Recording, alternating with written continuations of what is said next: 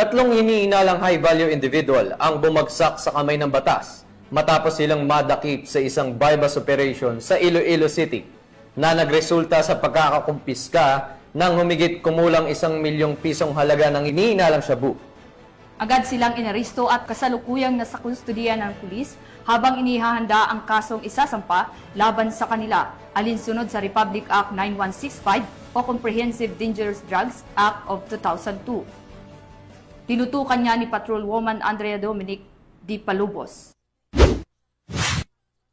Nasamsam ang higit 1 milyong halaga ng iligal na droga sa isinagawang bypass operation sa Barangay MacArthur, La Paz, Iloilo City nito lamang ika-13 ng Hulyo taong kasalukuyan. Ang operasyon ay isinagawa ng Regional Police Drug Enforcement Unit 6 sa pangunguna ni Police Captain Glenn Suleman, hepe ng nasabing unit. Kinilala ni Police Captain Suleman ang mga sospek na sina alias Jesse, 36 na taong gulang, alias Jeffrey, 39 taong gulang at alias Rene, 48 taong gulang at naitalagang mga high-value individual. Na-recover mula sa operasyon ang isang sachet at karagdagang 3 knot-tied plastic sachet ng hinihinalang shabu na may kabuuang bigat na 160 gramo at may tinatayang halaga na 1,020,000 piso. Kasalukuyang nasa kustudiya na ng pulisya ang mga sospek para sa tamang disposisyon at nahaharap ngayon sa kasong paglabag sa Republic Act 9165 o ang Comprehensive Dangerous Drugs Act of 2002. Patuloy ang panawagan ng Police Regional Office 6 sa publiko na makipagtulungan upang tuluyang masugpo ang paglaganap ng iligal na droga sa kanilang nasasakupan. Mula dito sa Police Regional Office